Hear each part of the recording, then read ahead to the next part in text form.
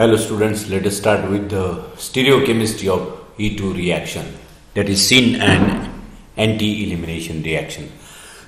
Last lectures we have seen the E1 mechanism and the E2 mechanism, and in E2 mechanism we have seen that the E2 mechanism is highly stereo specific, and as that mechanism depends upon the two molecules, that is the substrate as well as the nucleophile. That's why that is a bimolecular reaction, and this reaction takes place, that is in this reaction the nucleophile what we call a base, and the substrate is involved in the rate determining step, that is in the slower step, and that's why it is a single step mechanism. But this reaction is very stereo specific, as we have seen in this reaction breaking and the formation of all bonds takes place simultaneously.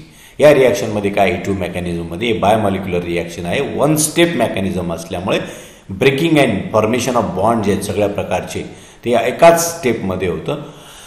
आणि याच्यामध्ये आपल्याला माहिती आहे, मग जी काही transition state आपल्याला मिळते आहे रिॲक्शनमध्ये, त्याच ट्रान्झिशन स्टेटमध्ये आपल्याला 5 ॲटम्स किंवा ग्रुप्स जे आहेत ते इन्व्हॉल्ड आहेत. त्याच्यामध्ये जो आहे पहिला ॲटम जो आहे तो बेस आहे, दुसरा त्याच्यामधनं निघून जाणारा हायड्रोजन आहे, नंतर बीटा कार्बन आहे, अल्फा कार्बन आहे आणि लिव्हिंग ग्रुप, असे 5 ॲटम्स किंवा ग्रुप्स जे आहेत त्याच्या ट्रान्झिशन स्टेटमध्ये आपल्याला इन्व्हॉल्ड असतात. त्यामुळे त्याच्यावरती आता ट्रान्झिशन स्टेटमध्ये E2 मेकॅनिझममध्ये आपल्याला 2 प्रकारचे कन्फर्मेशन्स आपल्याला E2 मेकॅनिझममध्ये पॉसिबल आहेत. जसं आपण वेगवेगळ्या कन्फिग्युरेशन्स मॉलिक्युलमध्ये पाहिलं तसं स्टॅगर्ड कन्फर्मेशन आणि इक्लिप्स कन्फर्मेशनमध्ये.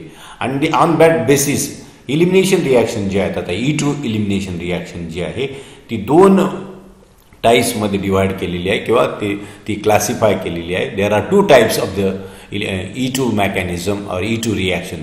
पहिला अँटी इलिमिनेशन आणि दुसरा आहे सिन एलिमिनेशन. आता अँटी इलिमिनेशन म्हणजे काय की ज्या रिॲक्शनमध्ये जे रिॲक्शनमध्ये जे मेकॅनिझम आहे the transition state with the staggered conformation, त्याची TS जी असते त्याच्यामध्ये असते स्टॅगर्ड कन्फर्मेशन, आणि त्याच्यामध्ये किंवा it is called as a anti peri planar transition state, जी इंटरमिजिएट स्टेटमध्ये त्याला आपण कसं आहे ते बघू, अँटी पेरी प्लेनर. आणि त्या इलिमिनेशनला त्यामुळे काय म्हणतात, अँटी इलिमिनेशन असं म्हणतात. त्याच्यामध्ये काय होतं की जो काही बेस असतो तो प्रोटॉन पिकअप करतो डबल बॉन्डच्या एका साईडने, आणि दुसऱ्या साईडने काय करतो की लिव्हिंग ग्रुप निघून जातो. दोघी अपोजिट साईडने निघून जाणं किंवा अटॅच होणं या ज्या गोष्टी असतात त्याच्यामुळे त्याला आपण म्हणतो अँटी इलिमिनेशन. निघून जाणं, दोघी ग्रुप हायड्रोजन असेल किंवा लिव्हिंग ग्रुप असेल दोघी अपोजिट साईडने निघून जातात, म्हणून त्याला अँटी इलिमिनेशन रिॲक्शन असं म्हणतो. आणि या अँटी इलिमिनेशन रिॲक्शनमध्ये बेस जो आहे, बेस अटॅक करतो बीटा हायड्रोजनवर from the opposite side of the leaving group. आणि सीन इलिमिनेशनमध्ये काय होतं, सीन एलिमिनेशन म्हणजे जी आहे ती इक्लिप्स्ड कन्फर्मेशनमध्ये, ट्रान्झिशन स्टेट त्याची इक्लिप्स कन्फर्मेशनमध्ये असते, आणि it is called as a syn peri planar transition state. आणि इलिमिनेशनला काय म्हणतो आपण, सीन इलिमिनेशन. सीन इलिमिनेशन का म्हणतो, बेस जो आहे, बेसचा अटॅक जो आहे बीटा कार्बनवरती from the same side of the leaving group, ज्या बाजूने लिव्हिंग ग्रुप निघून जाणार आहे त्याच बाजूने होतो प्रोटॉन पण बेस पण अटॅक करतो. आता इथे दिलेलं आहे बघा, एक जनरल एक्झाम्पल आहे. या एक्झाम्पलमध्ये काही सबस्टेट आहे, सबस्टेटमध्ये हा Y is the leaving group, हा हायड्रोजन. आता काय बेस काय करतो, प्रोटॉनवरती अटॅक केलेला आहे, आणि आपल्याला काय होणार आहे, प्रोटॉन्स आणि कार्बन बॉन्ड ब्रेक होणार आहे, बीटा कार्बन आणि अल्फा कार्बन बॉन्ड जो तो फॉर्म होणार आहे डबल बॉन्ड, आणि लिव्हिंग ग्रुप काय होणार आहे निघून जाणार आहे. जर आपल्याला मॉलिक्युलचं स्टॅगर्ड कन्फर्मेशनमध्ये जर असेल तर स्टॅगर्ड कन्फर्मेशनमध्ये काय, दिस इज द स्टॅगर्ड कन्फर्मेशनमध्ये the bonds or atoms are far away from each other. आता हायड्रोजन जे आहे ते स्टॅगर्ड पोझिशनला आहे, अशा प्रकारची स्टॅगर्ड पोझिशन.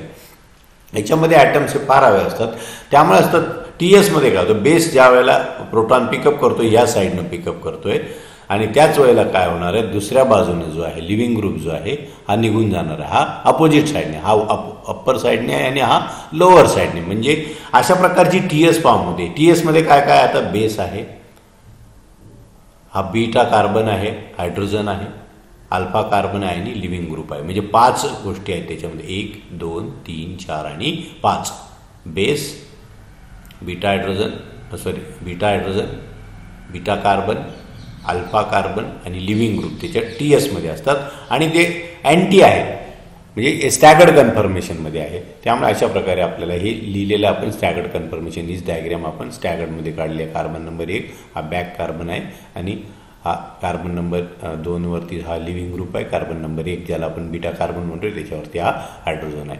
आणि जर सिन प्लेरिप्लेनर TS असेल म्हणजे बेस आणि लिव्हिंग ग्रुप एकाच बाजूने निघून जात असतील. बघा इथे बेस आहे आणि त्याने प्रोटॉन घेतला की त्यावेळेला हा लिव्हिंग ग्रुप पण ह्याच बाजूने निघून जाणार आहे. म्हणजे हा बॉन्ड इथं शिफ्ट होईल, हा इथं बॉन्ड फॉर्मेशन आणि हा लिव्हिंग ग्रुप निघून जाईल. त्यावेळेला आपण जे कन्फिगरेशन आहे ती कसं आहे, सिन कॉन्फिगरेशन आहे किंवा सिन कॉन्फिगरेशनची TS असते. याला सिन प्लेरिप्लेनर असं म्हणतात. आता दोघी जे आहेत आपल्याला यांच्यामध्ये दोघांमध्ये जे आहे अँटी किंवा स्टॅगर्ड कन्फर्मेशन आपल्याला माहिती is more stable than the eclipse conformation. Anti conformation ज्याला म्हणतो किंवा स्टॅगर्ड कन्फर्मेशन म्हणतो हे जास्त स्टेबल असतं कोणापेक्षा, इक्लिप्स कन्फर्मेशनपेक्षा. कारण का या कन्फर्मेशनमध्ये जे हायड्रोजन ॲटम्स ऑर जे groups attach to the carbon atoms are far away, ते एकमेकांपासून लांब असतात. And that's why internuclear distance त्यांच्यामध्ये लार्ज असतं आणि स्टिरिक इंटरॅक्शन रिपल्सिव्ह इंटरॅक्शन्स जे असतात त्या कमी असतात. And that's why molecule is stable or that conformation is stable. आणि इक्लिप्स कन्फर्मेशनमध्ये काय होतं, कम्पेरेटिव्हली आता इक्लिप्सिंग एकामागे एक अशा पोझिशन येतात सगळ्या ग्रुपच्या. त्यामुळे काय होतं त्यांचे डिस्टन्स जे आहे ते डिस्टन्स थोडं कमी होतं आणि डिस्टन्स कमी झाल्यामुळे काय होतं इंटरन्युक्लिअर डिस्टन्स डायहेड्रल अँगल त्यांचा 0 किंवा 360 डिग्री आपण ज्याला म्हणतो त्यावेळेला इंटरॅक्शन जे आहेत मॉलिक्यूल ग्रुपच्या स्पेसच्या रिक्वायरमेंटमुळे स्टिरिक इंटरॅक्शन रिपल्सिव्ह इंटरॅक्शन निर्माण होतात आणि that's why molecule is get less stable. ते कन्फर्मेशन काय होते एनर्जी वाढल्यामुळे कमी स्टेबल होतो. त्यामुळे आपण म्हणतो स्टॅगर्ड कन्फर्मेशन. म्हणजे त्यामुळेच मग ऑटोमॅटिकली काय होईल, this anti periplanar TS is more stable than syn periplanar TS. Anti periplanar TS पेक्षा कोणती मग जास्त स्टेबल असते, syn periplanar TS as it is in a staggered conformation. आणि त्यामुळे आपल्याला काय होतं रिॲक्शन जी आहे त्याच्यामध्ये ट्रान्झिशन स्टेटमध्ये आपल्याला रिॲक्शन जी आहे ते अँटी प्लेनर पेरिप्लेनर किंवा अँटी इलिमिनेशन रिॲक्शन ही आपल्याला फास्टर रेटने होताना दिसते काही कंपाऊंड्समध्ये. आता आपण ते बघणार आहोत वन बाय एक्झाम्पल्स, त्याच्यामध्ये आपल्याला कळेल. आता आपल्याला दोघी आता हे जे सायक्लोहेक्झेन सिस्टम्समध्ये anti periplanar transition state is achieved only when the leaving group and hydrogen both are in axial position. म्हणजे लिव्हिंग ग्रुप सायक्लोहेक्झेन्समध्ये लिव्हिंग ग्रुप आणि हायड्रोजन हे ॲक्सियल पोझिशनला असतील, म्हणजेच त्याला म्हणतात ट्रान्स डायॲक्सियल पोझिशनला असतील, एक अपोजिट अप्पर साईडने आणि एक लोअर साईडने. त्याच वेळेला आपल्याला काय होतं अँटी पेरिप्लेनर TS आपल्याला मिळते. आपण एक्झाम्पल्स बघू, त्याच्यामध्ये डिटेल आपल्याला लक्षात येईल. आता एक्झाम्पल आहे अँटी इलिमिनेशन रिॲक्शनचं 2-ब्रोमोब्युटेन जो कंपाऊंड आहे, या two bromobutane is reacting with this NaOET base in presence of this ethanol as a solvent. आणि आपल्याला जो प्रॉडक्ट मिळतो मेजर प्रॉडक्ट ट्रान्स 2-ब्युटीन नावाचा प्रॉडक्ट काय आहे आपल्याला मिळतं. कारण CH3 हायड्रोजन या अपोजिट झाल्यात कार्बन कार्बन डबल बॉन्डच्या. याच्यामध्ये काय आहे आता ह्या रिॲक्शनमध्ये जे अटॅकिंग जे काही ही रिॲक्शन आहे याच्यामध्ये बघा ही अँटी पेरिप्लेनर TS फॉर्म होते. आणि अँटी पेरिप्लेनर TSमध्ये काय होतं इथं OET म्हणजे हा बेस जो आहे बेस हा प्रोटॉन पिकअप करतो आणि मग हा बॉन्ड इथं शिफ्ट झाला की अपोजिट साईडने म्हणजे हायड्रोजनच्या अपोजिट साईडने Br काय होतो बाहेर निघून जातो. इथं आपण TS दाखवलेले आहे डेटिव्ह बॉन्ड म्हणजे अँटी पेरिप्लेनर. TSमध्ये काय हा बॉन्ड फॉर्मेशन होतं आहे, हा ब्रेकेज होतोय, हा पाय बॉन्ड फॉर्मेशन चालू आहे आणि हा Br बॉन्ड ब्रेकेज चालू आहे. त्यामुळे आपल्याला अशा प्रकारे अँटी प्रॉडक्ट मिळतो. म्हणजे लिव्हिंग ग्रुपच्या अपोजिट साईडला काय असतो आपल्याला हायड्रोजन दोघी अपोजिट साईडने जाणार असतात बाहेर. and that's why this periplenarity or is called as the anti-periplenarity, and this reaction is called as a anti-elimination reaction. Anti-elimination reaction मध्ये the product or the atoms or groups are get removed from the opposite side, that is the hydrogen and the living group leaves from the opposite side. किंवा base attacks from the opposite side of this living group. आणि आपल्याला हा trans 2-ब्युटीन नावाचा product हा major product आपल्याला मिळतो अशा प्रकारे. आणि हे जे रिॲक्शनमध्ये आपण जो प्रॉडक्ट पण पाहिलेला आहे तो देखील काय याच्यामध्ये ट्रान्स पोझिशनला आहे. आता आपण हे ट्रान्स कंपाऊंड जर घेतलेलं आहे तर इथं आपण बघू आता cis isomer of four tertiary butyl cyclohexane tosylate undergo faster E2 while trans isomer undergoes slower E1 reaction. आपण cis 4 tertiary butyl cyclohexane टॉसिलेट compound जर घेतला तो फास्टर रेटने E2 मेकॅनिझमने रिॲक्ट होतो, पण तो स्लोअर रेटने काय होतो E1 मेकॅनिझमने. कसं आपण बघूया. इन सायक्लिक सिस्टममध्ये काय होतं, E2 reaction is faster only if the position of hydrogen and leaving group is trans. Cyclic सिस्टम्समध्ये जर लिव्हिंग ग्रुपची पोझिशन आणि हायड्रोजनची पोझिशन डायॲक्सियल म्हणजे ॲक्सियल पोझिशनला असतील, जसं आपण बघा हा ॲक्सियल पोझिशनला आहे इथे आणि हा ॲक्सियल नाही आहे इथे, आपण सायक्लिक कंपाऊंड्समध्ये ते खरं म्हणजे ॲक्सियल पोझिशन आपण बघू आपण खाली कसं आहे ते कन्सिडर करतो. त्यावेळेला त्याच्यामध्ये काय होतं, डायॲक्सियल असेल तरच ते अँटी इलिमिनेशन रिॲक्शन होते. If living group is at equatorial position, living group जर इक्विटोरियल पोझिशनला असेल आणि हायड्रोजन एकमेकांना, तर E2 reaction does not occurs. In such cases E1 reaction occurs with A slower rate. त्यावेळेला काय होतं, मग स्लोअर रेटने आपल्याला ही रिॲक्शन होते. आपण बघू, कन्सिडर आपण एक 4 टर्शरी ब्युटाइल सायक्लोहेक्झेन टॉसिलेट कंपाऊंड जो आहे बघा, सायक्लिक कंपाऊंड आहे. या सायक्लिक कंपाऊंडमध्ये काय मग आता 4 टर्शरी ब्युटाइल सायक्लोहेक्झेन टॉसिलेट हा कंपाऊंड आहे. Tosylate group is leaving group. याच्यामध्ये बघा आता दोघी ग्रुप जे आहेत, this is hydrogen is in axial position 1, 2 आणि हा देखील काय आहे ॲक्सियल पोझिशनला आहे. आणि काय ते ॲडजस्टंट कार्बनवर आहे, त्यामुळे 1, 2 डायॲक्सियल पोझिशनला आहे. त्यामुळे काय होईल, लिव्हिंग ग्रुपला आता काय होईल, base attacks on this proton is get removed and tosylate group are removed from it happens opposite साईडने आपल्याला होते. त्यामुळे E2 मेकॅनिझमने आपल्याला 4 टर्शरी ब्युटाइल सायक्लोहेक्झिन नावाचा कंपाऊंड मिळतो. पण जर हा लिव्हिंग ग्रुप इक्विटोरियल पोझिशनला असेल आणि इथं हायड्रोजन आहे ॲक्सियल पोझिशनला, living group is in axial position, इथं काय होते no E2 mechanism. E2 mechanism होत नाही, कारण E2 mechanism favours in cyclic compounds only when, ज्या वेळेला हे ग्रुप जे असतील ते ॲक्सियल पोझिशनला असतील. इथं बघा ॲक्सियल पोझिशनला ग्रुप असल्यामुळे इथं OTS हा ॲक्सियल आहे, 1, 2 डायॲक्सियल पोझिशन असेल तर E2 मेकॅनिझम होतो. त्यामुळे काय आहे, 1 स्टेप मेकॅनिझम आहे, ते अँटी इलिमिनेशन याच्यामध्ये होते. पण OTS ज्या वेळेला इक्विटोरियल पोझिशनला असेल ॲट दॅट टाईम ती E2 mechanism is not there, कारण अँटी पेरिप्लेनर TS असली नाही आहे. त्यामुळे तिथं अँटी पेरिप्लेनर TS जास्त स्टेबल असते, तिथं होत नाही. म्हणतो होतं E1 मेकॅनिझम. मग E1 मेकॅनिझममध्ये काय होतं, पहिल्यांदा लिव्हिंग ग्रुप निघून जातो, कार्बोकटाईन फॉर्म होतो आणि नंतर मग दुसऱ्या स्टेपमध्ये काय होतो, बेस येतो आणि प्रोटॉन पिकअप करतो. So in cis isomer leaving group OTS is in axial position. OTS in axial position आहे सिस आयसोमरमध्ये लिव्हिंग ग्रुप.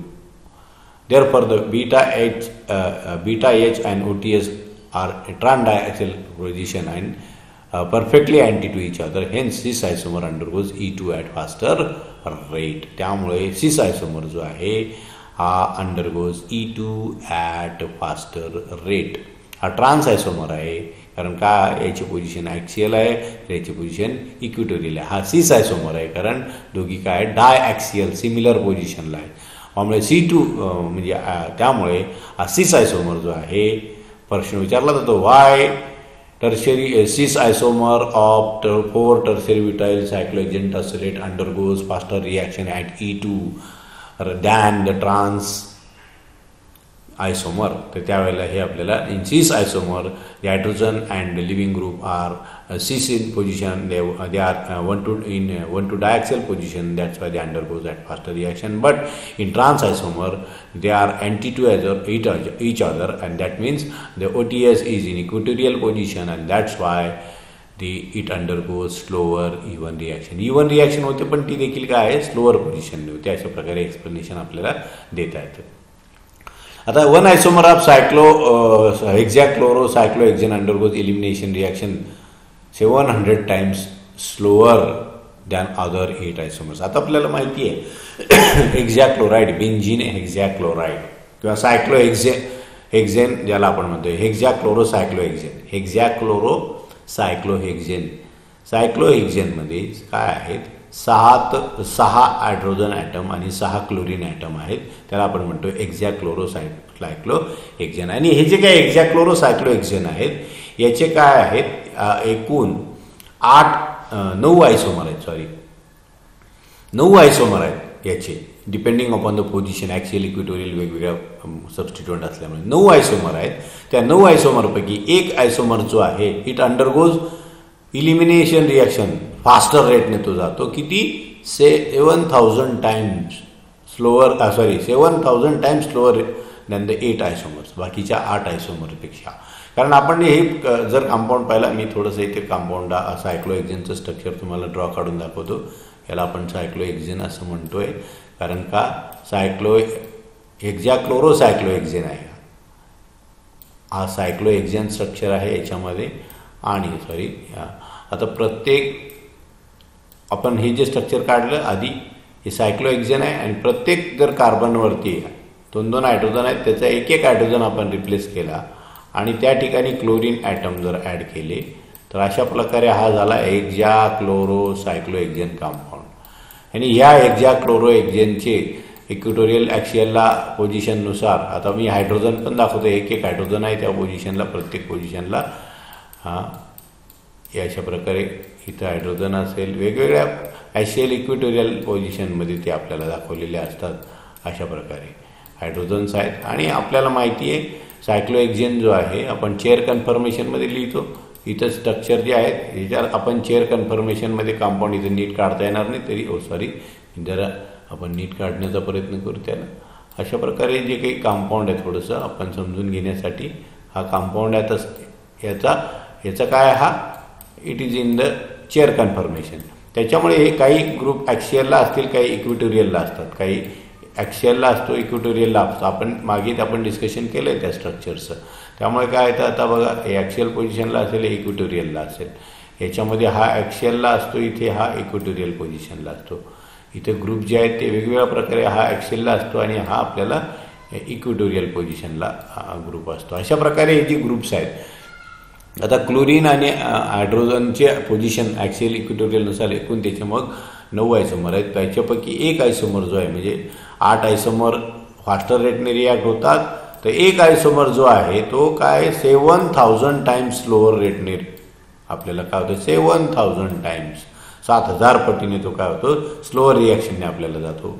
आता इथे एक आयसोमर दाखवलेला बघा, हा आयसोमर जो आहे याच्यामध्ये जर आपण पाहिलं हायड्रोजन ॲटम्स आणि क्लोरीन हा लिव्हिंग ग्रुप जर आपण कन्सिडर केला या आयसोमरमध्ये, तर हा हायड्रोजन जो आहे हा ॲक्सियल पोझिशनला आहे. त्याचा ॲडजस्टंट जो आहे हायड्रोजन क्लोरीन हा कसा आहे बघा इक्वेटोरियल पोझिशनला आहे. म्हणजे कशी ट्रान्स पोझिशन झाली, हा ट्रान्स आयसोमर झाला. याचा अर्थ आपण कुठेही जर पाहिलं त्याच्यामध्ये अशी पोझिशन जर घेतली तर लिव्हिंग ग्रुप इथं बघा हा इक्वेटोरियल पोझिशनला आहे, तर हा ॲक्सियल पोझिशनला आहे. किंवा इकडचं जरी कन्सिडर केला ॲक्सियल पोझिशनला आहे, त्याचा 1-2 जो पोझिशन आहे ती इक्वेटोरियल पोझिशन आहे. त्याच्यामुळे काय हायड्रोजन आणि लिव्हिंग ग्रुपची काय आहे 1-2 डायॲक्सियल पोझिशन नसल्यामुळे 1-2 इथं काय आहे तो ट्रान्स पोझिशन आहे.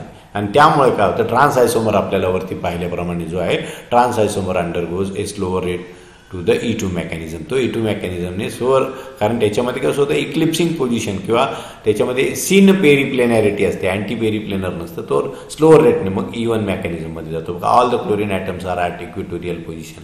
इथे सगळे क्लोरीन जे आहेत सगळे इक्वेटोरियल पोझिशनला आहेत या आयसोमरमध्ये. आणि ट्रान्स डायॲक्सियल रिक्वायरमेंट जी आपल्याला आहे H आणि Cl can not be get achieved in this molecule.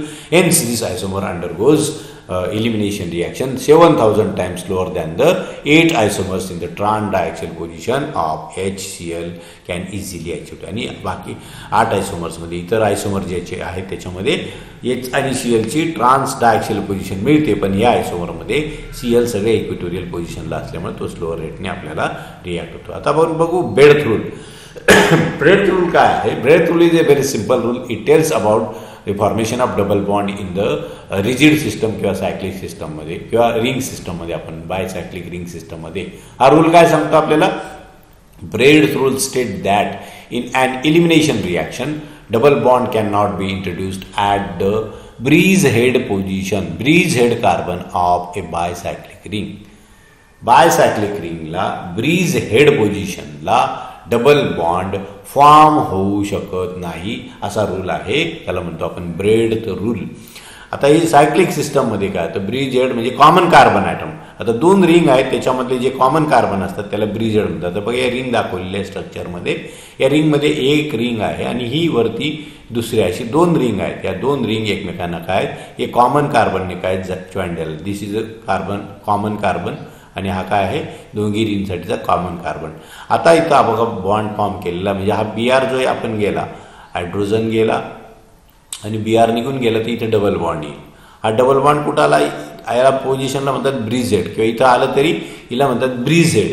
आणि या ब्रिझेड पोझिशनला रिजिडिटी ऑफ मॉलिक्युलमुळे पी ऑर्बिटल जे असतात ते एकमेकांना पॅरलल पाहिजे पण इथं काय होतं ते पॅरलल नसल्यामुळे बॉन्ड फॉर्मेशन होऊ शकत नाही. ते आपण कसं बघू पण असं इथं ब्रिझेड पोझिशनला डबल बॉन्ड फॉर्म होत नाही कारण बायसायक्लिक सिस्टम जी असते या बायसायक्लिक सिस्टममध्ये काय होतं की elimination reaction does not takes place on the treatment to the base.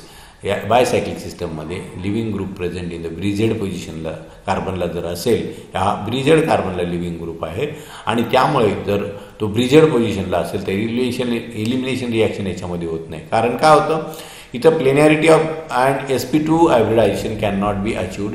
या पोझिशनला sp2 हायब्रिडायझेशन अचीव होत नाही. का होत नाही तर त्याच्यामध्ये बायसायक्लिक रिंग जी असतात ह्या रिजिड रिंग असल्यामुळे आणि त्याच्यामध्ये काय तर due to the ring strain इथं रिंग स्ट्रेन बायसायक्लिक सिस्टममध्ये असते त्यामुळे पी ऑर्बिटल्स जे आहेत ॲडजसंट कार्बन ॲटॉमची पी ऑर्बिटल्स ते एकमेकांना बॉन्ड फॉर्म करण्यासाठी पॅरलल पाहिजे एकमेकांना तर पाय बॉन्ड फॉर्म होतो आणि त्यामुळे लॅटरली ओव्हरलॅप होऊन आपल्याला काय होईल पाय बॉन्ड फॉर्म होईल.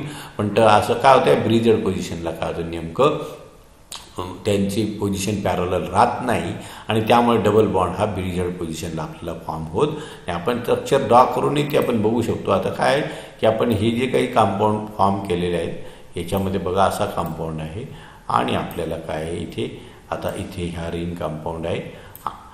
आता काय होईल इथला हायड्रोजन गेला तर पी बॉन्ड फॉर्म व्हायचा असेल आपल्याला माहिती आहे पी बॉन्डसाठी अशा प्रकारे आपल्याला पाय बॉन्डसाठी पी बॉन्ड म्हणजे पाय बॉन्ड हे कोलॅटरल ओव्हरलॅपिंगने असं ऑर्बिटल जर एक ओव्हरलॅप झाले तर पाय बॉन्ड फॉर्म होतो आणि ते एकमेकांना कसे आहेत मग दोघी पॅरलल पोझिशनमध्ये आहेत.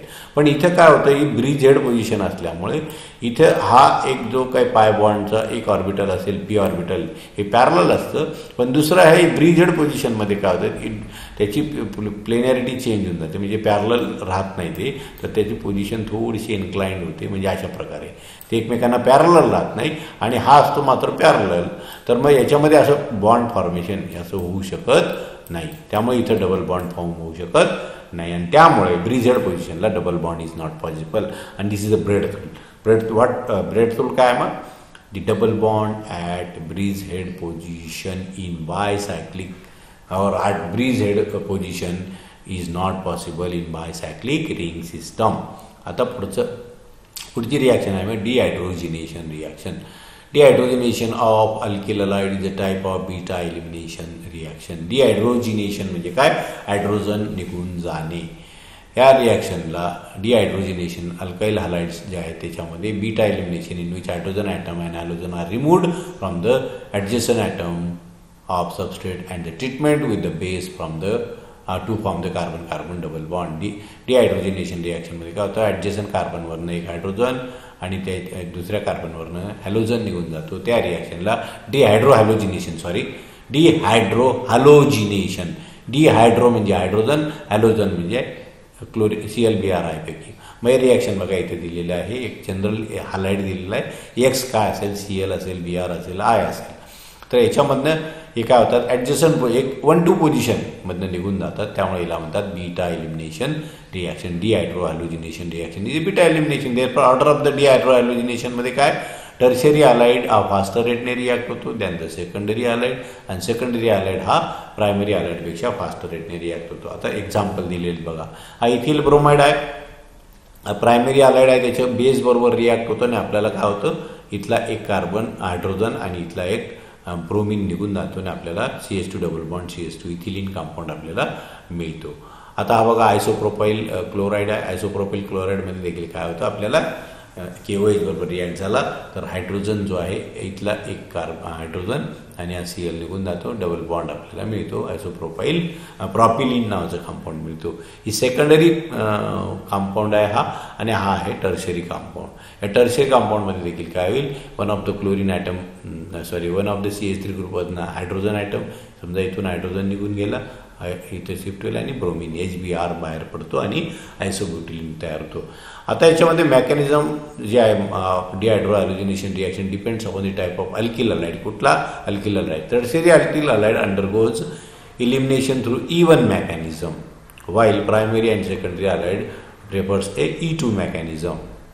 आणि आपण हे पॉईंट ऑलरेडी आपण वरती डिस्कस केलं आहे. कारण का याच्यामध्ये काय टर्शियरी हॅलाइडमध्ये काय असतं की इथं जे आहे इथं पहिल्यांदा E1 मेकॅनिझम फॉलो करतो. म्हणजे पहिल्यांदा लिव्हिंग ग्रुप निघून जातो आणि कार्बोकटायन फॉर्म होतो आणि नंतर मग बेस प्रोटॉन घेऊन जातो. कारण काय ग्रुपमध्ये क्राउडिंग जास्त असल्यामुळे काय होईल आणि याच्यामध्ये क्राउडिंग जास्त आहे त्यामुळे बेसला ब्रोमिन असताना बेस डायरेक्ट येणार नाही. तर आधी ब्रोमिन निघून जातो आणि TSमध्ये क्राउडिंग कमी करण्यासाठी मग आपल्याला तो ग्रुप वापरला जातो. पण इथं काय कम्पॅरेटिव्हली याच्यामध्ये क्राउडिंग कमी आहे आणि इथं तर बिलकुलच क्राउडिंग नसल्यामुळे आपण पाहिलेलं आहे. तर ही जी टर्शियरी जो आहे इट अंडरगोज E1 मेकॅनिझम आणि हे बाकीचे दोन आहेत ते काय आहेत E2 मेकॅनिझमने आपल्याला रिॲक्शन त्यांच्यामध्ये मेकॅनिझम फॉलो केलं जातं.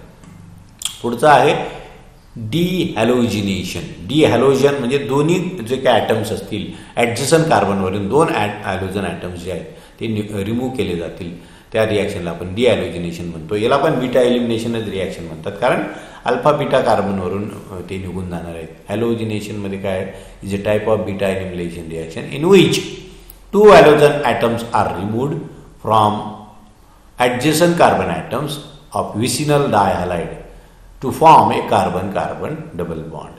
आता हे दोन हॅलोजन आहेत बघा. विसिनल म्हणजे in the close position, adjacent पोझिशनला असतील त्यांना विसिनल म्हणतात. दोन हॅलाइड आहेत म्हणून विसिनल डायहॅलाइड आहे. हा जर आपण झिंक बरोबर रिॲक्ट केला तर काय होईल अशा प्रकारे ग्रुप निघून जाईल, अल्किन तयार होतात. हे एक जनरल एक्झाम्पल होतं. हे दिलं 1,2-डायक्लोरोइथेन आहे बघा. याच्यामधनं क्लोरीन ग्रुपच निघून जात आहेत दोघी. ही क्लोरीन जातो एका कार्बनवरून दुसरा chlorine to form this ethylene. Both halogens are get removed that's why it is called as a dihalogenation. हे वेगवेगळे एक्झाम्पल्स मग आपल्याला इथं ब्रोमिन निघून जातो. अशा प्रकारे डायहॅलोजिनेशन रिॲक्शन. आता ही रिॲक्शन जी आहे मेकॅनिझम आपण बघू. विसिनल डायहॅलाइड्स जे आहेत त्यावेळेला झिंक मेटल बरोबर रिॲक्ट होतात इन प्रेझन्स ऑफ अल्कोहोल किंवा methanol as a solvent. So काय होतं तिथं there is a insertion of zinc metal म्हणजे ऑर्गॅनोमेटॅलिक कंपाऊंड आधी फॉर्म होतं. झिंक मेटल जो काय करतो आपल्याला झिंक मेटल CX बॉन्ड जो आहे त्याच्यामध्ये कार्बन तो इथं जो आहे CX बॉन्ड हॅलोजन बॉन्डमध्ये तो इन्सर्ट केला जातो. फॉर्मेशन ऑफ ऑर्गॅनोमेटॅलिक कंपाऊंड काय तयार होतं आपल्याला ऑर्गॅनोमेटॅलिक कंपाऊंड. ऑर्गॅनिक झिंक कंपाऊंड आपण SYBCला पाहिलं तसं झिंक इंट्रोड्यूस केलं गेलं ऑर्गॅनोमेटॅलिक कंपाऊंड तयार होतं आणि नंतर मग that undergoes dehalogenation by the E2 elimination reaction producing. त्यानंतर तो E2 इलिमिनेशन बघा हा 1,2-डायब्रोमो कंपाऊंड आहे. याच्यामध्ये काय होतं आता झिंक जो आहे metal zinc metal is get introduce म्हणजे ऑर्गॅनो झिंक कंपाऊंड फॉर्म होतो. झिंक जो आहे आपल्याला माहिती आहे zinc is a metal having positively charge species असल्यामुळे तो काय होतं ब्रोमिनच्या इन्फ्लुएन्स आल्यावर तो इथं जॉईंट होतो आणि नंतरच्या स्टेपला काय होतं मग हा बॉन्ड ब्रेक होतो आणि ब्रोमिन हा निघून जातो. हे आपण दोन पोझिशनला दाखवलेले आहे. ट्रान्स पोझिशनला ब्रोमिन दोघी अपोजिट पोझिशनला दाखवलेले आहेत आणि आपल्याला कंपाऊंड जो तयार होतो ट्रान्स 2-ब्युटीन. त्यामुळे 2,3-डायब्रोमो ब्युटेनमध्ये अशा प्रकारे डायहॅलोजिनेशन विषय असो can be carried out by using a sodium iodide in presence of solvent acetone. Sodium iodide वापरून पण केलं जातं. This reaction also proceeds E2 mechanism. बघा आयोडीन काय करतो आयोडीनसुद्धा निगेटिव्हली चार्ज स्पीसीज आहे. तो आता इन आयोडीन सोडियम असल्यामुळे सोडियमच्या इन्फ्लुएन्समुळे NaBr हा तयार होतो. हा बॉन्ड इथं शिफ्ट होता. इथं आयोडीन न दाखवता Na दाखवायला पाहिजे होतं. ओके निघून जातो आणि आपल्याला ट्रान्स 2-ब्युटीन तयार होतो. अशा प्रकारे काय आहे ही रिॲक्शन जी आहे ही मेकॅनिझम आहे त्याचं. ज्या वेळेला ऑर्गॅनोमेटॅलिक कंपाऊंड्स बरोबर रिॲक्शन कॅरी आउट केली जाते आणि त्यावेळेला आपल्याला मग 1,2-डाय ट्रान्स कंपाऊंड आपल्याला मिळतो विथ E2 मेकॅनिझम. आता पुढे आहे डिहायड्रेशन.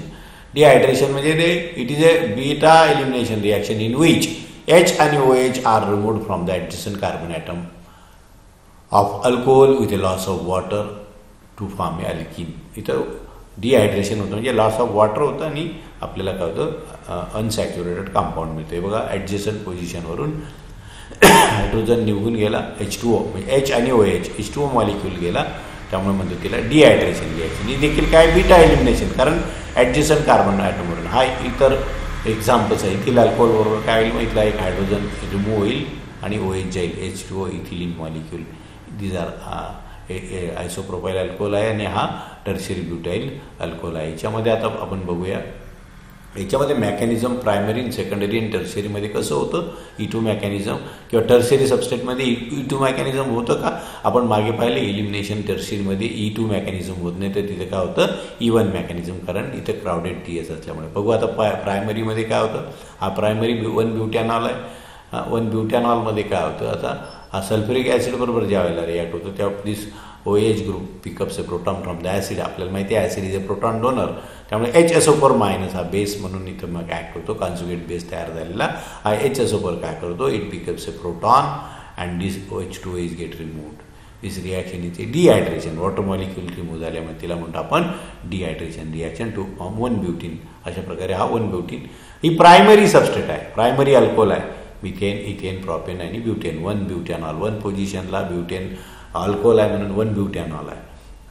सेकंडरीमध्ये जर आपण रिॲक्शन कॅरीड आउट केली, बघा secondary alcohol accept proton H2SO4 आणि त्याचं प्रोटोनेटेड अल्कोहोल तयार होतो आणि H2O डिपार्ट होतो नेहमीप्रमाणे.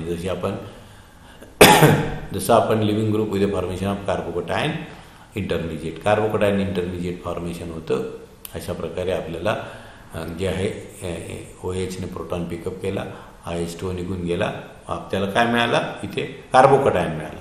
इथं का कार्बोकटायन मिळाला, तर सबस्टेटमध्ये 2 इलेक्ट्रॉन डोनेटिंग ग्रुप असल्यामुळे इथं आपल्याला काय 1 साइडेड एकच फक्त इलेक्ट्रॉन डोनेशन होतं. जर त्यामुळे तो जो काही इथून हा निघून गेला असता H2O, हा जर इथं पॉझिटिव्ह चार्ज झाला असता तर ही सबस्टेट लेस स्टॅबिलाइज झाली असती. कार्बोकटायन हा लेस स्टेबल झाला असता इलेक्ट्रॉन डोनेटिंग इंडक्टिव्ह इफेक्टने.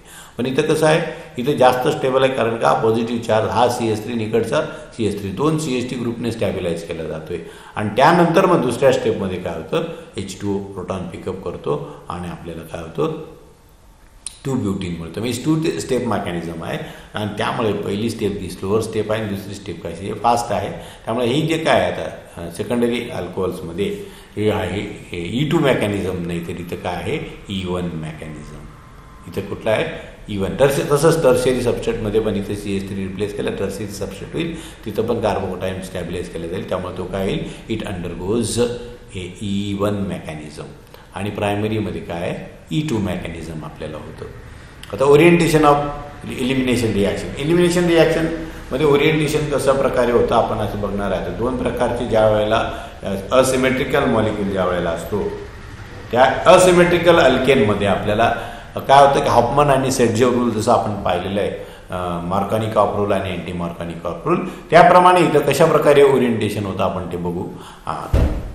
आता बघा याच्यामध्ये मेनी सबस्टेटमध्ये काय असतं, more than 1 beta hydrogen, more than 1 kind of the beta hydrogens are there and therefore removal of these hydrogens takes place, more than 1 alkenes can be get eliminated. एकापेक्षा जास्त alkyl ग्रुपवरती काय होतो, बीटा हायड्रोजन असल्यामुळे तो remove केला जातो. हा 2 ब्रोमोब्युटेन आहे बघा याच्यामध्ये. अल्फा कार्बन आहे ज्याचा सबस्टिट्यूएंट आहे आणि इथं हाही बीटा कार्बन आहे आणि हाही बीटा कार्बन आहे. आणि त्यामुळे काय की हाही बीटा कार्बनचे बीटा हायड्रोजन रिमूव्ह केले जाऊ शकतात किंवा हेही बीटा हायड्रोजन बेस काय करू शकतो, रिमूव्ह करू शकतो. त्यामुळे आपल्याला काय जो प्रॉडक्ट आहे, जर पहिल्या कार्बनमधनं रिमूव्ह केला तर हा प्रॉडक्ट आपल्याला मिळतो 2 ब्युटीन. आणि जर टर्मिनल कार्बनमधनं इकडनं जर रिमूव्ह केला तर मिळतो 2 ब्युटीन आणि हा जर रिमूव्ह केला तर आपल्याला मिळतो हा 1 ब्युटीन. वाटतं आपण इथे आपण एक्झाम्पल रिॲक्शनचं आपण पाहू शकतो बघा. I want to take this eraser over here, म्हणजे आपल्याला रिॲक्शनचं जे आहे okay. I want to take this new file. आता पण बघा याच्यामध्ये आपण रिॲक्शन ड्रॉ करू म्हणजे आपल्याला लक्षात येईल. आपण पाहिलं sorry say here need pencil.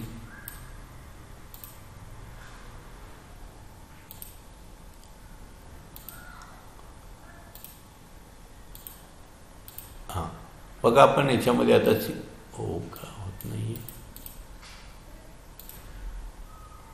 Late us C.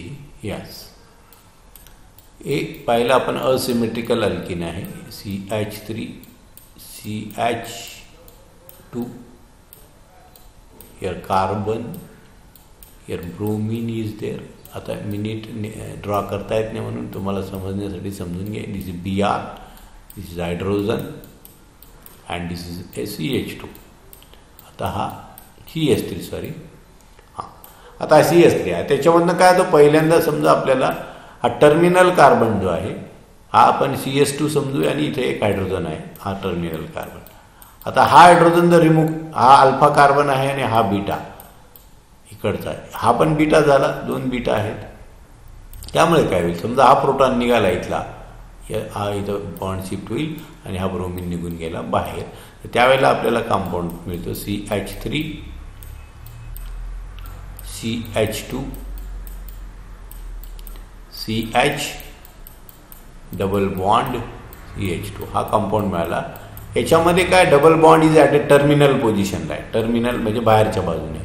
जर हा प्रोटॉन गेला इथला CH2चा इथे CH आणि H गेला तर काय होईल हा बॉन्ड इथं शिफ्ट होईल आणि हा ब्रोमिन निघून गेला. तर त्यावेळेला दुसरा प्रॉडक्ट मिळेल आपल्याला CH3 CH.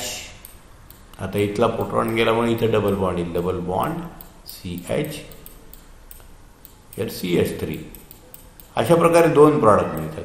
याचं प्रमाण आपल्याला जास्त आहे मेजर प्रॉडक्ट आहे आणि हा काय आहे मायनर प्रॉडक्ट आहे. हा टर्मिनल आणि हा more substituted 1,2 methane ethane propane butane हा 2 ब्युटीन आहे आणि हा 1 ब्युटीन असे 2 प्रॉडक्ट आपल्याला मिळतात ज्या वेळेला आपण असिमेट्रिकल अल्किन. आता याच्यामध्ये काय both alkenes may not be obtain in equal portion. एक हा जो आहे 2 ब्युटीन हा 80% आहे आणि हा 1 ब्युटीन किती आहे 20% आहे. टर्मिनल कार्बन असलेला मायनर. आता question arises which alkene will be obtain as a major. कुठला अल्किन हा मेजर प्रॉडक्ट मिळतो हाच का मिळतो हा काय नाही मेजर प्रॉडक्ट मिळतो. तर ते आपण एक्सप्लेन केलं गेलं कशाने केलं गेलं जातं orientation of elimination by Saytzeff rule and the Hofmann रूलने आपण त्याला काय करतो एक्सप्लेन करतो. मग सेटजेव रूल काय आपण ते बघूया. सेटजेव रूल काय elimination reaction if more substituted alkene is obtain as a major product and elimination is called as a Saytzeff elimination. ज्या रिॲक्शनमध्ये मोर सबस्टिट्यूटेड अल्किन मिळत असेल तो मेजर प्रॉडक्ट म्हणून मिळतो आणि त्या रिॲक्शनला सेटजेव इलिमिनेशन रिॲक्शन असं म्हणतात. पर्टिक्युलर रिॲक्शन बघा याच्यामध्ये हा मोर सबस्टिट्यूटेड अल्किन आहे कारण डबल बॉन्ड आहे मध्ये आहे आतमध्ये आहे आतल्या पोझिशनला हा डबल बॉन्ड असल्यामुळे it is more substituted double bond. हा कसा टर्मिनल आहे हा बाजूला आहे सबस्टिट्यूएंट कमी आहे. या दोघी बाजूने सबस्टिट्यूट झालेला आहे. मोर सबस्टिट्यूटेड जर अल्किन मिळत असेल ॲज अ प्रॉडक्ट तो असतो सेटजेव प्रॉडक्ट. त्याला म्हणतात Saytzeff elimination reaction. Saytzeff elimination reaction more substituted alkene is a obtain as a major product त्याला म्हणायचं सेटजेव. नाही त्याच्या उलट असेल मग हॉफमन इलिमिनेशनमध्ये. हॉफमन इलिमिनेशनमध्ये काय असतं the less substituted if the less substituted alkene is as a major product then the elimination reaction is called as a Hofmann elimination reaction. वरचा आपण पाहिलेला वरचा आपल्याला प्रॉडक्ट जो होता सिस 2 ब्युटीन जो प्रॉडक्ट फॉर्म झाला 2 ब्युटीन हा 2 ब्युटीन आहे सेटजेव प्रॉडक्ट आणि हा 1 ब्युटीन आहे हॉफमन प्रॉडक्ट. हा कसा आहे हॉफमन कारण हा टर्मिनल कार्बनला आहे. अशा प्रकारे 2 प्रॉडक्ट आपल्याला मिळतात according to the Hofmann rule. त्यामुळे 2 ब्रोमोब्युटेन जो आहे सेटजेव मेजर प्रॉडक्ट 80% मिळाला हॉफमनमध्ये मायनर आपल्याला 20%. Therefore it is a regio stereoselective reaction which pages according to the Saytzeff rule. ही रिजिव्ड सिलेक्टिव्ह रिॲक्शन आहे आणि त्याच्यामध्ये मेजर प्रॉडक्ट यावरची रिॲक्शन पर्टिक्युलरली फॉलोज आहे सेटजेव रूल कारण मेजर प्रॉडक्ट हा 80% आहे. आता बघू आपण factors affecting the orientation of elimination reaction. कुठले फॅक्टर आहेत मग इलिमिनेशन रिॲक्शनला अफेक्ट करतात ते आपण बघणार. पहिला फॅक्टर आहे स्ट्रक्चर ऑफ सबस्ट्रेट, दुसरा आहे नेचर ऑफ लिव्हिंग ग्रुप, तिसरा आहे साईज ऑफ बेस आणि चौथा फॅक्टर आहे reaction condition. Let us see which conditions of Saytzeff elimination is favoured and which condition. आता कुठल्या कंडिशनमध्ये सेटजेव प्रॉडक्ट मिळणार आणि कुठल्या पोझिशनमध्ये आपल्याला हॉफमन प्रॉडक्ट मिळणार ते आपण बघणार आहोत. आता पण आपल्याला माहिती आहे इलिमिनेशनचा रिॲक्शनचा रेट हा सबस्ट्रेटवरती अवलंबून असतो, नेचर ऑफ लिव्हिंग ग्रुपवरती अवलंबून असतो, बेसवर अवलंबून असतो, साईज ऑफ बेसवर आणि रिॲक्शन कंडिशन काय आहे त्याच्यानुसार. आता आपण बघू पहिला formation of more substituted alkene म्हणजे सेट जिओ प्रॉडक्ट आपल्याला केव्हा मिळतो. मोर सबस्टिट्यूटेड अल्किन जेव्हा आपल्याला मिळेल is a major stable alkene when elimination reaction proceeds by E1 mechanism. Elimination reaction E1 mechanism ने proceed होत असेल तो E get a set J product as a major product. Normally formation of more substituted alkyl is predominant when living group and base are small. Living group आणि base जर small असतील त्यावेळेला E1 mechanism follow केलं जातं asymmetrical alkyl हलाइड्समध्ये आणि त्यावेळेला आपल्याला मिळतो सेट जिओ प्रॉडक्ट. म्हणजे इथे या रिॲक्शनमध्ये आपल्याला मोर सबस्टिट्यूटेड डबल बॉन्ड मिळतो आणि मोर सबस्टिट्यूटेड डबल बॉन्ड जो असतो तो कंपाऊंड जास्त स्टेबल असतो. त्यामुळे इथं काय होईल मग हा टर्मिनल जो काय आहे तो प्रोटॉन निघून जातो पण त्याचं प्रॉडक्ट फक्त 31% आहे. पण हा मोर सबस्टिट्यूटेड प्रोटॉन ज्या वेळेला रिमूव्ह होतात त्यावेळेला 2 मिळतो, त्याचा 69% म्हणजे मेजर प्रॉडक्ट असतो. So double bond form in alkene in conjugated aromatic ring percentage of set J product is very high. Double bond जर फॉर्म होत असेल का रिंग सिस्टममध्ये तर सेट जे प्रॉडक्ट आपल्याला जास्त असतं. इथं बघा आता रिंग कंपाऊंड आहे 2 bromo 1 phenyl propane, methane ethane propane parent आहे, त्याला 1 पोझिशनला फिनाइल आहे, 2 पोझिशनला काय ब्रोमिन आहे, त्याचं नाव झालं. बेस बरोबर रिॲक्ट होतं आपल्याला 1 फिनाइल प्रोपिन हा 99% मिळतो. पण इथं पीएच जो आहे डबल बॉन्ड जो आहे टर्मिनलवाला 1% प्रॉडक्ट आपल्याला मिळतो, कारण हा डबल बॉन्ड जो in conjugation with phenyl ring, आपण फिनिल रिंग जर काढली तर डबल बॉन्ड जो मिळाला इन कॉन्जुगेशन विथ फिनिल रिंगला कॉन्जुगेशनमध्ये मिळाला. हा डबल बॉन्ड आणि इथे आपल्याला हा डबल बॉन्ड मिळालेला बघा या कंपाऊंडमधनं. इथे आपल्याला काय मिळाला CH डबल बॉन्ड CH3 हा कंपाऊंड मिळाला. यार हा पीएच आहे, पीएच रिंग झाली ही, मी तुम्हाला समजण्यासाठी पीएच रिंग आणि आता मिळाला CH डबल बॉन्ड CH3. हा डबल बॉन्ड कॉन्जुगेशनमध्ये हा कंपाऊंड जास्त स्टेबल, कारण का हा double bond is get shifted, या स्टॅबिलाइज केला जातो रिंगमध्ये, हा इथं शिफ्ट होईल. मग अशा प्रकारे वेगवेगळे रेझोनेटिंग स्ट्रक्चर मिळतील. त्यामुळे इथं काय आहे आपल्याला हा कंपाऊंड मेजर प्रॉडक्ट मिळतो. म्हणजेच याच्यामध्ये more substituted product if conjugated system is there, phenyl ring जर असेल आणि त्याच्या कॉन्जुगेशनमध्ये बीटा हायड्रोजन असेल तर तो प्रोटॉन रिमूव्ह करून आपल्याला प्रॉडक्ट जो मिळतो हा मिळतो सेट जे प्रॉडक्ट. आणि हाफमन प्रॉडक्ट केव्हा मिळतो आपल्याला, तिथं काय होतं मात्र आता बेस पण स्मॉल होता आणि लिव्हिंग ग्रुप पण स्मॉल होता, साईज त्यांची कमी होती. इथं आपण जर पाहिलं ही आता लेस सबस्टिट्यूटेड अल्किन आपल्याला जर इथं बघा प्रॉडक्ट जो मिळतो आहे लेस सबस्टिट्यूटेड म्हणजे टर्मिनल मिळतो आहे, हा ग्रुप निघून जातो, हा बीटा प्रोटॉन इथं रिमूव्ह होऊन 95% मिळतो. पण हा बीटा प्रोटॉन ज्या वेळेला रिमूव्ह होतो त्यावेळेला 5% प्रॉडक्ट मिळतो. हे मिळतो this product is according to the Hofmann product. कारण काय हाफमन प्रॉडक्टची डेफिनेशन पाहिले less substitute, if the product is less substituted then the product is Hofmann product. इथं हे कशामुळे होतं आता, इथं हा जो काही लिव्हिंग ग्रुप आहे it is a bulky group, हा मोठा ग्रुप आहे. आणि TSमध्ये काय होतं, TSमध्ये ज्या वेळेला बेस हा प्रोटॉन पिकअप करायला येईल बीटा प्रोटॉन त्यावेळेला TSमध्ये हा ग्रुप बल्की आहे, गर्दी होईल, कारण हा पण सबस्टिट्यूटेड आहे आणि इथं गर्दी होईल. आणि त्यामुळे आपल्याला काय होईल हा प्रोटॉन रिमूव्ह करण्याऐवजी बेस काय करेल, हा टर्मिनल प्रोटॉन इकडे गर्दी कमी असल्यामुळे तो रिमूव्ह होतो आणि आपल्याला मिळतो प्रॉडक्ट हा लिव्हिंग ग्रुप. आपण वाटल्यास इथे ड्रॉ करू शकतो. बघा आपण हे स्ट्रक्चर ड्रॉ केलेलं आहे, याच्यामध्ये CH3 CH2 CH, बघा CH3 CH2 हियर CH आणि हा लिव्हिंग ग्रुप N हा बल्की आहे, हा N आणि याला CH3 थ्राईज ग्रुप जो आहे CH3 थ्राईज जॉईंट आहे आणि हा CH3. आता CH3 आहे हा शेवटचा, मी याला CH2 लिहितो आणि हा प्रोटॉन त्याचा CH3, आपण लिहितो CH लिहितो फक्त, हा पण नाही आहे समजा, आणि इथं हा प्रोटॉन.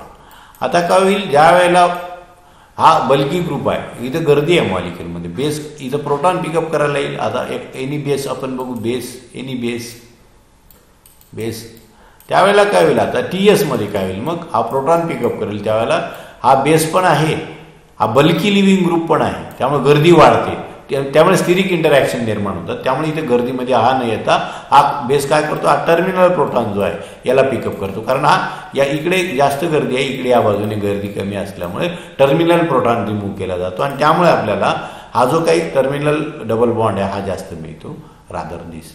सो त्यामुळे when the size of base is large, less substituted alkene is obtained as a major product. बेसची साईज जास्त असेल किंवा लिव्हिंग ग्रुप जो असेल तो लार्जर असेल त्यावेळेला देखील इथं आपण पाहिलं. आता याच्यामध्ये वरच्या रिॲक्शनमध्ये काय मिळेल, because of sterically crowded substance leaving group is a larger. Leaving group large असेल हॉफमन प्रॉडक्ट. आता बघू, पुन्हा एकदा सांगतो, लिव्हिंग ग्रुप स्मॉल असेल, बेस स्मॉल असेल, Saytzeff product. Leaving group larger bulky असेल, हॉफमन प्रॉडक्ट. आता काय आहे, बेस बल्की असेल, हॉफमन प्रॉडक्ट. बेस पण बल्की आहे, बेसची साईजच आधी मोठी आहे, त्यामुळे हा क्राउडेड प्रोटॉन तो रिमूव्ह करत नाही, तो टर्मिनल प्रोटॉन रिमूव्ह करतो. हा एवढा बेस बल्की आहे, मोठा ग्रुप आहे, त्यामुळे आपल्याला काय मिळतो, हा जो टर्मिनल डबल बॉन्ड असलेला कंपाऊंड आहे 1 पेंटीन हा 80% मिळाला, त्यामुळे याला हॉफमन प्रॉडक्ट मिळतो आणि सबस्टिट्यूटेड फक्त 20% आपल्याला मिळाला. अशा प्रकारे ओरिएंटेशन मिळतं depending upon this size of this living group, size of base आणि क्राउडिंग किती आहे त्याच्यामध्ये, त्यानुसार देखील आपल्याला अशा प्रकारे रिॲक्शन या कॅरिड आउट केल्या जातात. त्यामुळे आता पुढच्या वेळेला आपण बघू मग प्रोलायटिक एलिमिनेशन रिॲक्शन काय आहे. तर ह्याच्यामध्ये आत्तापर्यंतचं लेक्चर तुम्ही बघा. तुम्हाला काही शंका असतील तर व्हॉट्सअप ग्रुपवर तुम्ही मला विचारा. जास्तीत जास्त विद्यार्थ्यांनी लेक्चर पहा. मी पुन्हा पुन्हा सूचना करतो, त्याचा काहीतरी एक अर्थ आहे हे लक्षात घ्या. शंका असतील तर मला तुम्ही फोनवरती विचारू शकतात, व्हॉट्सअप ग्रुपवर टाका ऑर्गॅनिक केमिस्ट्री विषयीच्या. आता आपल्याला थोडंसं सिलेबस बाकी आहे, पुढे टेस्ट होणार आहे, त्यामुळे अभ्यास करा, लेक्चर बघा आणि लेक्चर सबस्क्राईब करा, लाईक करा. Thank you very much.